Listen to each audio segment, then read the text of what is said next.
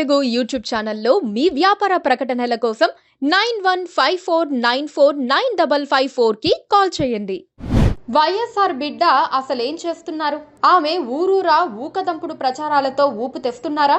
విజయానికి దూరంగా కునారిల్లుతున్న కాంగ్రెస్ పార్టీని ఆమె గట్టెక్కించే ప్రయత్నంలో ఉన్నారా? లేక పార్టీని మరింత పాతాళానికి దిగజార్చుతున్నారా? రోజు 4 మీటింగులు మాట్లాడితే సరిపోతుందా?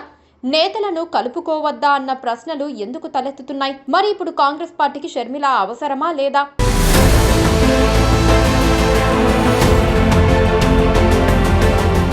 మీకంత సీన్ లేదు.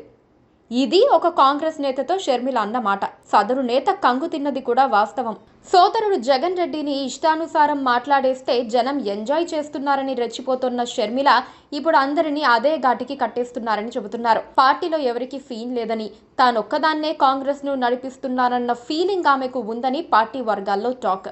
దాంతో షర్మిల ఇష్టానుసారం వ్యవహరిస్తున్నారని, ఎవరిని లెక్క చేయటం లేదని కొందరు పార్టీ సీనియర్లు వాపోతున్నారు.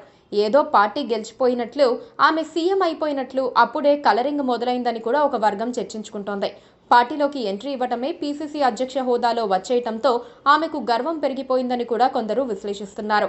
పైగా జగన్ అంటే విసిగిపోయిన జనం షర్మిల మీటింగులకు భారీగా తరలి రావటంతో ఆమెకు అత్యంత ప్రజాదరణ ఉన్న నేతగా ఆమె ఫీల్ అయిపోతున్నారు. షర్మిల సంగతి అర్థం చేసుకున్న నేతలు ఒక్కొక్కరుగా జారుకుంటున్నట్లు కూడా వార్తలు వస్తున్నాయి.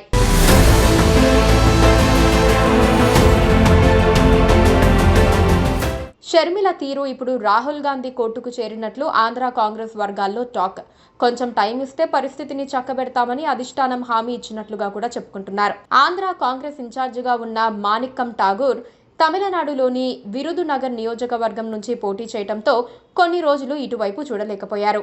ఈలోపే ఆయనకు షర్మిలపై ఫిర్యాదుల పరంపర కొనసాగింది. ఇప్పుడు తమిళనాడు పోలింగ్ పూర్తి కావటంతో ఇక ఆయన ఏపీపై దృష్టి సారించే అవకాశాలున్నట్లుగా చెబుతున్నారు. మరోపక్క రాహుల్ వరకు షర్మిల వ్యవహారం వెళ్లినప్పటికీ అన్ని వ్యవహారాలు ఇన్ఛార్జీలు చూసుకుంటారని ఆయన సర్ది చెప్పినట్లుగా పార్టీ వర్గాల్లో చర్చ జరుగుతోంది. షర్మిల పీసీసీ అధ్యక్ష బాధ్యతలు చేపట్టిన తర్వాత 10-12 మంచి నేతలు ఆమెకు అండగా ఉన్నారు. ఇప్పుడు మాత్రం ఆమె తీరు నచ్చక ఒక్కొక్కరుగా జారిపోతున్నారు. ఆమె ఏకపక్ష ప్రవర్తన, పార్టీని తాను మాత్రమే నడిపిస్తున్నట్లు చేస్తున్న హడావిడి వారికి నచ్చటం లేదు. మొదటి నుంచి కాంగ్రెస్ లో ఉన్న నేతలను పట్టించుకోకుండా ఇప్పుడు వైసీపీ నుంచి వచ్చిన వారికి పెద్దపీట వేస్తున్నారని ఆమెపై ఆరోపణలున్నాయి. వరుసగా 2 సార్లు ఓడిపోయిన పార్టీని వైఎస్ఆర్ పేరు చెప్పి ఆమె ఉద్ధరిస్తారని అనుకుంటే పెత్తందారీతనానికి ప్రాధాన్యం ఇస్తున్నారని షర్మిలపై కాంగ్రెస్ నేతలు ఆగ్రహం చెందుతున్నారు. పైగా నిధులు లేక ఇబ్బంది పడుతోన్న పార్టీని ఏదో విధంగా ఆదుకోవాల్సింది పోయి స్థానిక నేతల చేత ఖర్చు పెట్టిస్తున్నారని కూడా చెబుతున్నారు. ఇలాంటి పరిస్థితులు ఎవ్వరికీ నచ్చడం లేదు. దాంతో ఫిర్యాదులు వెళ్లాయి.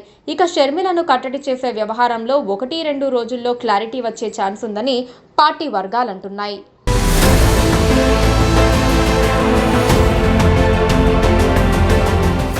Please do subscribe to Please do subscribe to Please do subscribe to Please do subscribe to Please do subscribe to Please do subscribe to KTV Telugu.